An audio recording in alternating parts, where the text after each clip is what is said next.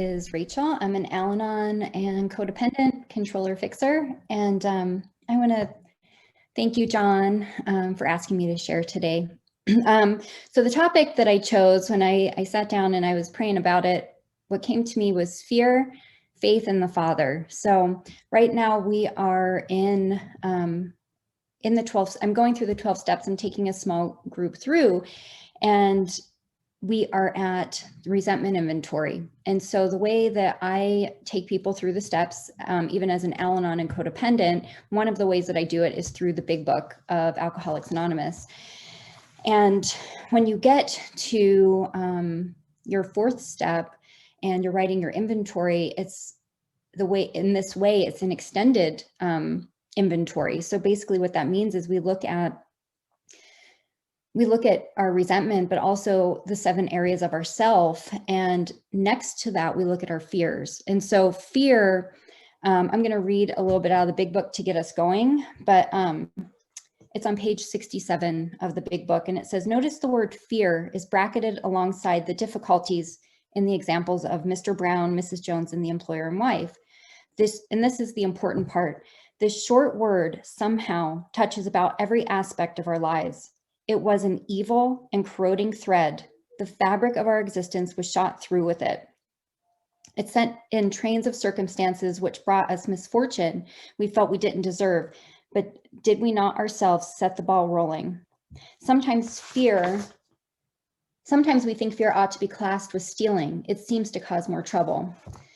So I'll stop there. So what is so profound to me about this in the big book is that fear is actually an evil and corroding thread. Like, it's evil, you know? And so when I think about the resentments that I have, you know, it was fear that really drove them, you know, and it's taken me a long time to understand that, because I just thought that, like, any resentments I had, if I was angry at someone, or, you know, like I did something and then they got angry at me, you know, I felt like a victim to the circumstance, right? And I didn't understand that it was my fear, me playing God, basically, that created the situation in a lot of ways.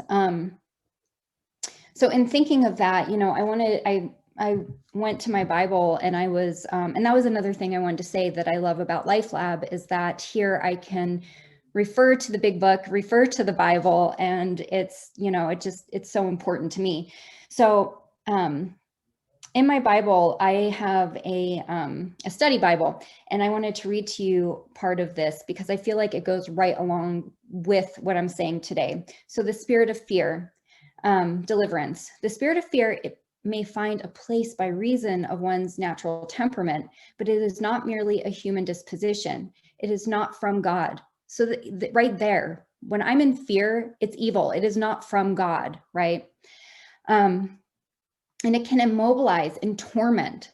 Yes, fear torments me. When I am afraid and I am acting out in my disease, and the way that looks to me, when I act out in my disease, I'm trying to maybe fix a situation. I get into an obsession. I can't let it go. I push harder because I want this thing to work out, whatever it is.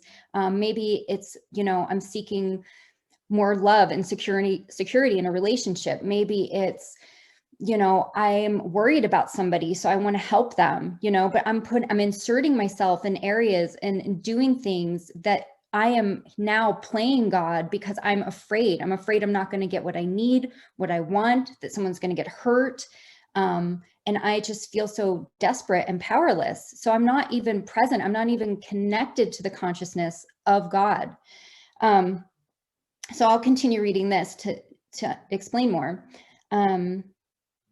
Okay, so it can immobilize and torment its victims. I am a victim. When I am in fear, I am a victim, making them feel powerless and alone. And that's from 1 John 4:18. Indecision or wrong decisions are then made that could place to bondage and great human suffering. Isn't that true? In the face of fear, we are to remember our calling from God. And you can find more about the calling in 2 Timothy 1:6.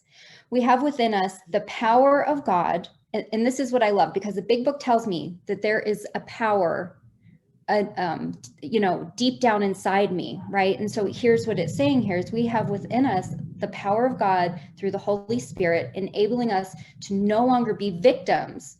The perfect love of God poured into our lives through Jesus Christ and his abiding presence, and the mind of Christ by which we can apply the ways of God and making sound choices. Applying this truth determines whether we overcome fear or we are overcome by it. And, what's so amazing to me about the big book is that so much of the big book comes from the good book, right? And, what the big book tells me too is that, I can't rely on my mind, right? When I'm in steps 1, 2, and 3, I start to be able to rely on it more in 3 because I have turned my will and my life over. And remember, once I turn, I've turned.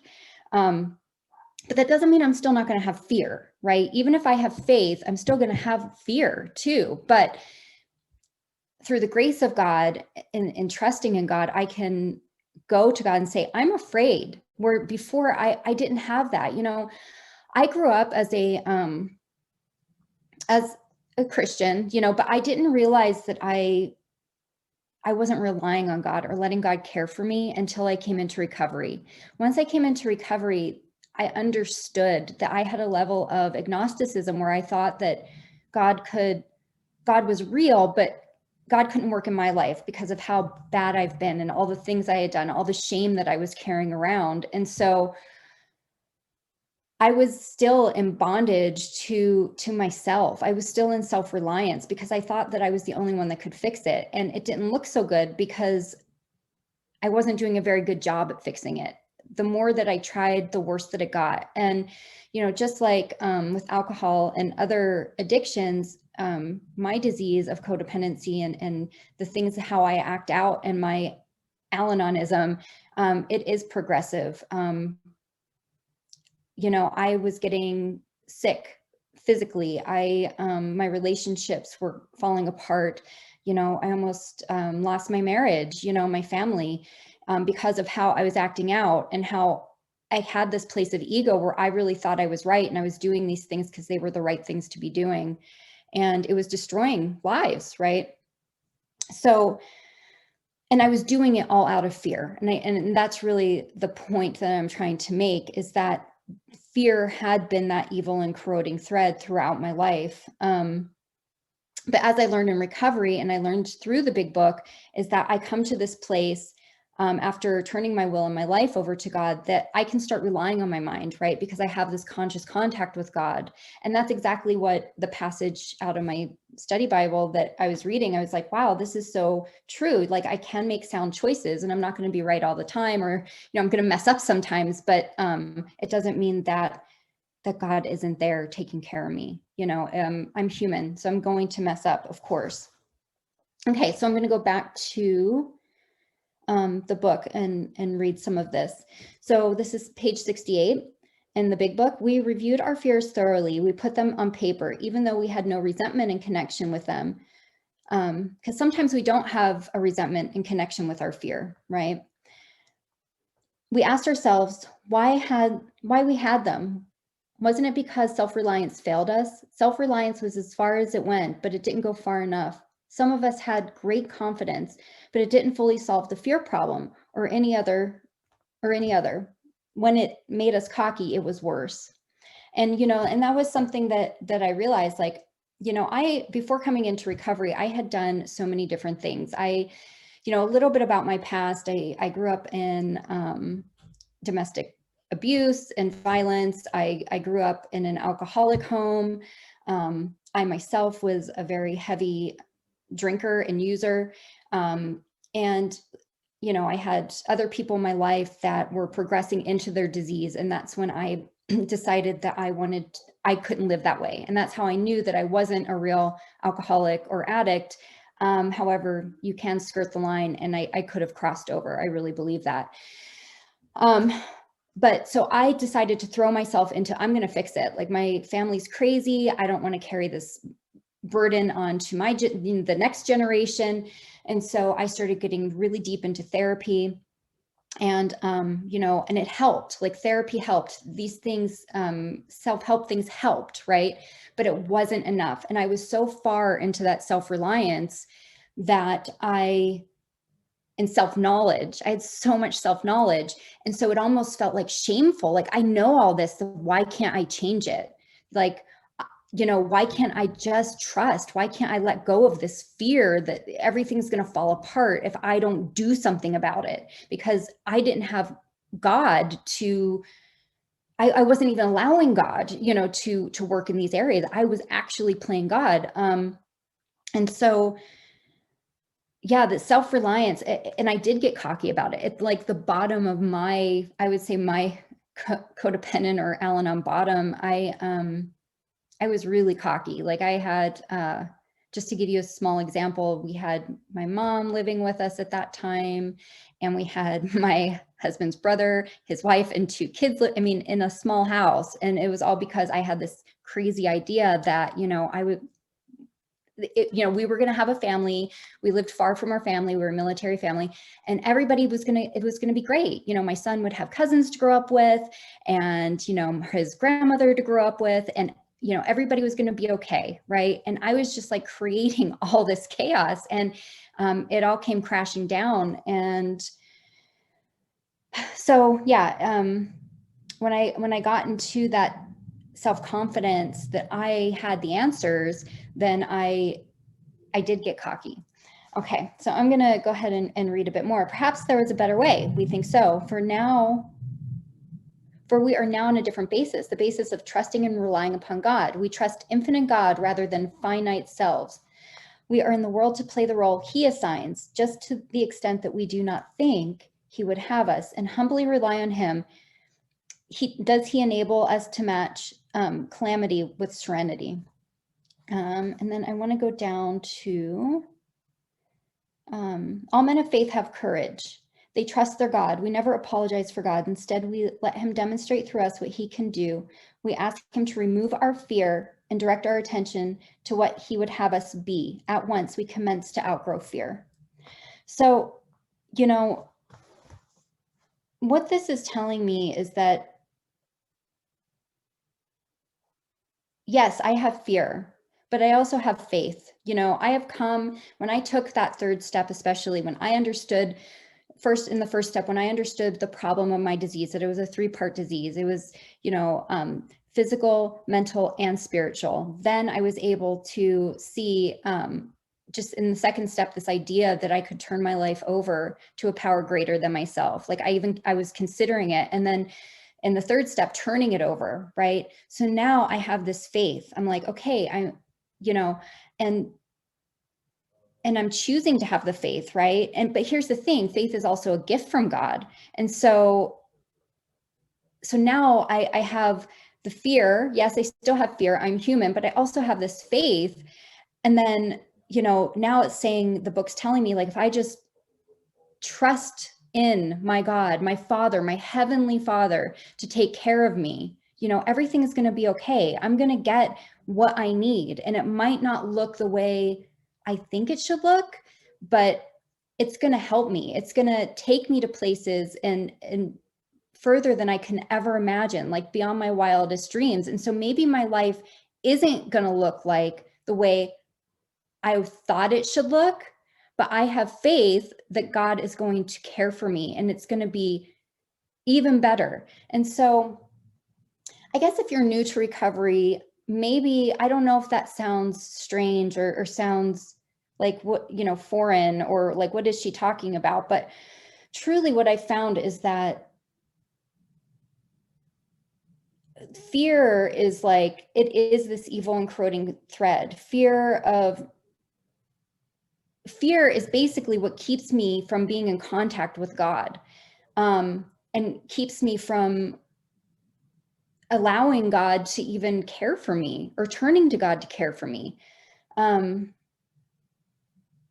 You know, fear, like one of the ways, in the way that I do the steps, we make a whole entire grid of our fears. And I had like 200 fears, you know, that I looked at, and I followed it the whole way. And every fear that I had led to the fear of my self-reliance failing me and there being no God, right? So I get to see that I am a child of God and I don't have to be afraid anymore. I don't have to do this alone, no matter what my addiction is. I don't even have the power, because on my own power, I failed, and I hurt a lot of people. I hurt myself. And I carried this shame that I don't have to carry, because, shame is things that I've done, but not who I am, because I am a child of God, right? I feel like I'm all over the place with this, you guys, because it's just like so much. But something else that really stood out to me, and a lot of things that I do in my own personal practice of meditation is in prayer, is like I pray and then I go to the Bible. I go, because I will listen for things that God's sharing with me. Maybe it's a word, maybe it's a scripture, something. And so it's so exciting to see these like Easter eggs, right? And I guess Easter season. So the Easter eggs that God leaves for me. And then one of the things that, well, maybe I don't need to go to it. I always have these plans. I'm going to read all this stuff. But yeah, God's just, we don't have to be afraid anymore. And truly, once we start, like, everyone's here because you're in recovery, because you have something that you want to be free of. And so what I had to learn is that I was afraid that maybe recovery wouldn't work. I was afraid that I would never get better because I did all the things. I was afraid that all my fears would come true, right? And all that I did, was like such a spiritual experience. The day my friend said to me, well, have you ever considered recovery? And it was literally from that moment that I was like, okay. And believe me, I had the doubt. Going through the steps. This isn't going to work. It works for other people. If this doesn't work, what am I going to do? I may as well just lay down and die. But I'm telling you, turning your life over to the care of God, to your creator, you working these steps, these 12 steps, I don't worship the steps, but these steps give me a principled life, because I didn't know how to be principled in my life, right? I didn't know how to be structured. And this gives me a structure to keep me unblocked from God. It keeps me out of self-reliance and self-seeking, because believe me, as a codependent, I am a huge self-seeker. I never thought I was selfish, but I am, and so I don't have to be afraid anymore, because my God is taking care of me. And when we look at ourselves in the 12 steps, when we look at our 4-step, it can be scary, but there's freedom on the other side of it. There's freedom in the honesty. There's freedom in cleaning up our side of the street, no matter what happened in the resentment, no matter what happened, what we did. Remember, it's just things that we did. It's not who we are. And I guess I'll end with that. I feel like I was a little bit all over the place, but yeah, so fear, faith in the Father. Thank you.